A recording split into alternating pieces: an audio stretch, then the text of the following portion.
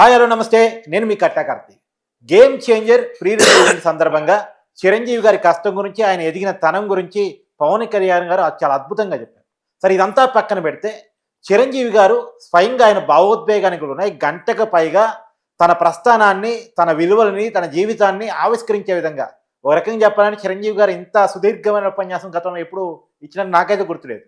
So Chiranjeevi గారి ఉపన్యాసం గురించి ప్రత్యేకించి విశ్లేషణ తీసుకునే ప్రయత్నం చేద్దాం. నాతో ఉన్నారు ప్రముఖ సామాజిక రాజకీయ విశ్లేషకులు చందు శ్రీనివాస్ గారు. సార్ నమస్కారం. నమస్కారం అండి. చిరంజీవి గారు భావోద్వేగానికి లోనయ్యారు. ఒక గంట పాటు సుదీర్ఘమైనటువంటి ఉపన్యాసాన్ని ఇచ్చారు. చిరంజీవి గారు ఉపన్యాసాన్ని ఒకసారి విశ్లేషించి చెప్పండి. ఇప్పుడు ఆప్తా మీటింగ్లో అమెరికన్ ప్రోగ్రెసివ్ తెలుగు అసోసియేషన్, అవును, అంటే ఇక్కడి నుంచి వెళ్ళిపోయి ఉభయ తెలుగు రాష్ట్రాల నుంచి అమెరికాలో స్థిరపడి డాలర్లు సంపాదించుకున్న తర్వాత ఈ పుట్టిన భూమికి ఏదో ఒకటి చేయాలనే ఉద్దేశంతో కొన్ని కోట్ల రూపాయల స్కాలర్షిప్ ఇస్తున్నారు ఈ సంస్థ. దీనికి ముఖ్య అతిథిగా నిన్న ఫైనల్ డే పాల్గొనటం ఎవరు చిరంజీవి గారు. మొన్న రేవంత్ రెడ్డి గారు పాల్గొన్నారు. మీకు కావాల్సిన ఫెసిలిటీస్ తెలంగాణ ప్రభుత్వం సింగిల్ విండో సిస్టమ్, పరిశ్రమలు పెట్టుకోవడం కావచ్చు, సినిమా రంగం కావచ్చు, రాజకీయంగా ఎదగాలన్నా కానీ ఈ ప్రభుత్వం సహకరిస్తుందని చెప్పారు. అంతే కదా. ఆ తర్వాత ముగింపు వేడుకలు అంతా చిరంజీవి గారి స్ఫూర్తిగా ఎదిగిన వాళ్ళే. ఆప్తా నుంచి వచ్చిన వాళ్ళు దాదాపు 34 దేశాల నుంచి వచ్చారు. వచ్చిన వాళ్ళు చిరంజీవి గారి స్ఫూర్తితో ఆయన్ని చీఫ్ గెస్ట్గా పిలిచినప్పుడు ఇంకా వాళ్ళు చిన్నపిల్లలు అయిపోతారు కదా. ఆ విధంగా ఆయన మెగాస్టార్ స్టప్పులు, ఆయన ఇవి కానీ అన్ని కూడా చాలా హృదయాంతరాల నుంచి వచ్చింది. ఆయన చూసి ఒకటే అన్నాడు, ఎప్పుడు కూడా జీవితంలో ఎదిగే కొద్ది ఒదిగాలి, సకారాత్మక ఆలోచించాలి, అంటే పాజిటివ్గా, నెగిటివ్గా ఆలోచించకూడదు. నేను అతి మధ్యతరగతి ప్రజల్ని కుటుంబం నుంచి పుట్టాను, మీతో నా కుటుంబాన్ని భావిస్తున్నాను కాబట్టి ఇంత దమ్ము ధైర్యం ఉండాలి ఇటువంటి ఫంక్షన్లు చేయాలంటే అమెరికా నుంచి వచ్చి మీలో ఒకటిగా మీరు నా కుటుంబంతో మాట్లాడుతున్నారు, మీరు ఇంతవరకు రివీల్ చేయండి, ఎక్కడ రివీల్ చేయని విషయాలు మీకు చెప్తానన్నాడు. అంటే తన జీవితంలోనే చెప్పాడు. అతి పేద దిగువ మధ్యతరగతి కుటుంబంలో కానిస్టేబుల్గా పుట్టిన ఆయన, మొగల్తూరులో పుట్టిన వ్యక్తికి చదువు అంత కష్టాలు, చదువు అంతా పూర్తిగా అప్పకపోవటం, బ్యాడ్మింటన్ ఆడేటప్పుడు చేతులు దెబ్బ తగులుతాం, క్రికెట్ ఆడేటప్పుడు కూడా దెబ్బలు తగులుతాం, వాలీబాల్ కూడా ఈ చేతులు ఇదవటం.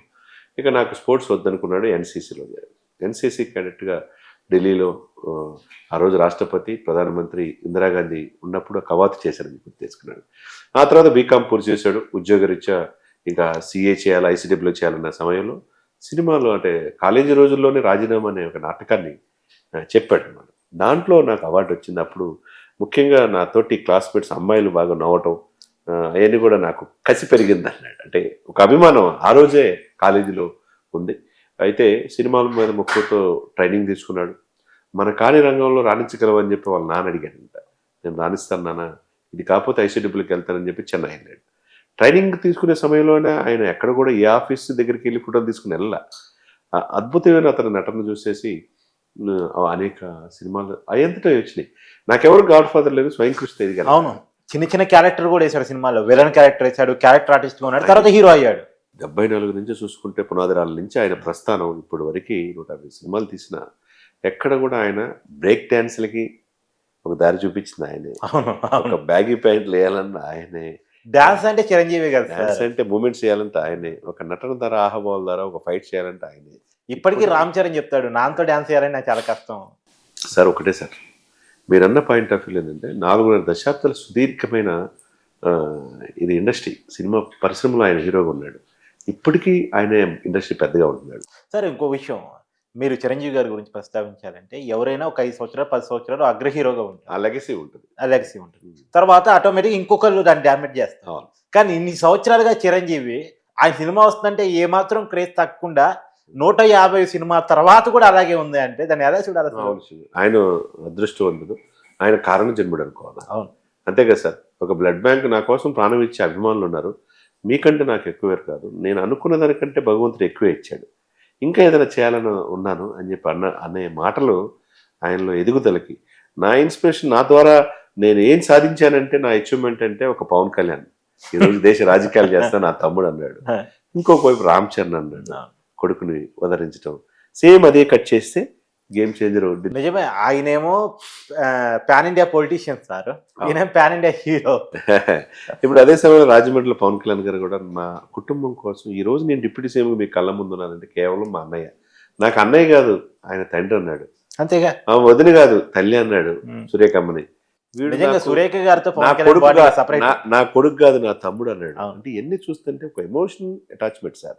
కష్టపడి సినిమాలో ఒళ్ళంతా గొల్ల తీసుకొని ఒక యాక్సిడెంట్ లో కాలు కూడా ఫ్రాక్చర్ అయితే అవును. మా అన్నయ్యకి వచ్చి ఆ వంతనే ఆ సోఫాలో పడిపోయినప్పుడు ఆ సాక్స్ తీసి కొద్ది కాళ్ళు నొత్తేటప్పుడు కొద్దిగా మా వంతు ఏదో మేము చేయగలిగాం తప్పితే ఆయన మా కోసం ఎంతో కష్టాలు పడ్డాడు, ఎన్నో దెబ్బలు పడ్డాడు, ఎన్నో అవమానాలకు గురయ్యారు నిజంగా. అని చెప్పి అక్కడ చెప్పాడు. నిజమైన ఇప్పటికీ బాస్ ఎవరు హీరో అంటే చిరంజీవి గారు అని చెప్పాడు. అవును. రామ్ చరణ్ అద్వితీయ నటుడు, ప్రపంచవ్యాప్తంగా ఈ సినిమాకి అందరూ కూడా ఆదరించాలని చెప్పి చెప్పాడు. నా బిడ్డ నా బంగారం అని చెప్పి చెప్పాడు. అది రాజమండ్రిలో.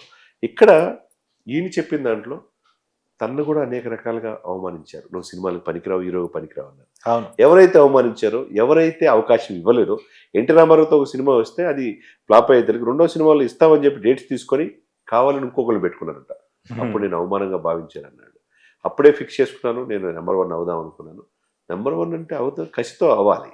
అయిన తర్వాత నేనే నాకు మించిన వాళ్ళు లేరని కాళ్ళు ఎగరేయకూడదు. ఎప్పుడు కూడా సార్ తన ముందు తరాన్ని, ఇప్పుడు రామారావు గాని, నాగేశ్వరరావు గారు కానీ, తర్వాత తరమైనటువంటి కృష్ణ గాని, సోమన్ బాబు గాని, ఏనాడు ఏ వివాదంలో ఒక్క మాట అన్నోడు కాదు చిరంజీవి. ఎప్పుడు అలాంటి సార్ ఇప్పుడు సహజంగా కొద్దిగా సక్సెస్ వస్తే కళ్ళు నెత్తికెక్కి నేను తప్ప ఇంకా తోపులేడు అనుకుంటా. అదే అనుకున్నాం. ఈ సమాజంలో అనుకున్న తర్వాత ఏమైందో కూడా మనకు కూడా తెలుసు. కానీ చిరంజీవి గారు ఎప్పుడు కూడా నేను నెంబర్ 1 కాబట్టి మిగతా వాళ్ళు తక్కువ అని ఎప్పుడూ లేదు. అంతే కదండి. ఇప్పుడు ఏదైనా కానీ మీరు చెప్పిన పాయింట్ ఆఫ్ వ్యూలో ఉంది. చిరంజీవి గారు నిన్న స్పీచ్ అనేది ఒక చరిత్ర. ఆయన అనుభవాలే పాఠాలుగా నేర్చుకున్నాడు. ఇప్పుడు అక్కడ వచ్చిన వాళ్ళందరికీ చెప్పగలిగాడు. తను తీసిన సినిమాలు కూడా సామాజిక చైతన్యయుతంగా తీశాడు.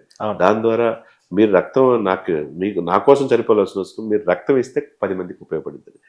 10 సంవత్సరాలుగా నిర్విఘ్నంగా చూసాగా అబ్దుల్ కలాం గారు మాజీ రాష్ట్రపతి వచ్చాడు బ్లడ్ బ్యాంక్. ఇంకెంతకంటే ఆయనకి ఏం కావాలి? కరోనా టైంలో 24 క్రాఫ్ట్స్ వాళ్ళకి నిత్యావసర వస్తువులు ఇచ్చారు. కొన్ని కోట్లాది రూపాయలు ఖర్చు పెట్టాడు. రెమెడీసివిర్ ఇంజెక్షన్ ఇచ్చారు, ఆక్సిజన్ ఇచ్చారు. ఎన్ని చేసి ఆ వ్యక్తికి ఎదిగేకుండా ఒదిగుంటూ ఇప్పుడు కూడా మనం ఎక్కడి నుంచి వచ్చాం మూలాలు మర్చిపోకుండా ఉంటాం. కాబట్టి ఆ సినిమా నుంచి 10 హీరోలను తెచ్చుకున్నారు మెగా ఫ్యామిలీ నుంచి. అంతే కదండి. కాబట్టి నేటి తరానికి కూడా అంటే తన కొడుకు మాత్రమే కాదు, తన కుటుంబంలో ఉన్నటువంటి వాళ్ళందరూ ఎదగాలి అనేది తప్పించే వ్యక్తి ఆయన. అది తప్పించే వ్యక్తి. ఇప్పుడు ఈ రోజున ఆప్టా నుంచి వచ్చిన అనేక పారిశ్రామికతలు, ఐటీ నిపుణులు అందరూ కూడా మాకు చిరంజీవి గారి స్ఫూర్తిని ఎందుకు అంటున్నారు? అవును. ఆయన తీసిన ఒక అభిలాష, ఒక Swayam Krushi. Is the best personality sir, is the role model, is the psychologist. అన్ని కలిస్తే చిరంజీవి గారు అండి. చెట్టు చిరంజీవి అయితే భవిత బంగారమే అంటారు. చిరంజీవి అంటే చెట్టు బతికితే భవిత బాగుంటుంది. అట్లా చెట్టు కింద అనేక మంది స్ఫూర్తిగా పొందిన వాళ్ళు ఉన్నారు. పారిశ్రామికవేత్తలు ఉన్నారు, లాయర్లు ఉన్నారు, జడ్జిలు ఉన్నారు, సినిమా ఇండస్ట్రీలో హీరోలు అయ్యారు. ఆయన నెక్స్ట్ జనరేషన్కి ఒక ఐకాన్ ఉన్నారు. అంటే ఇటు చిరంజీవి లాంటి వ్యక్తి ఇంకా పుట్టడం. అంటే the real hero. Real hero. Thanks.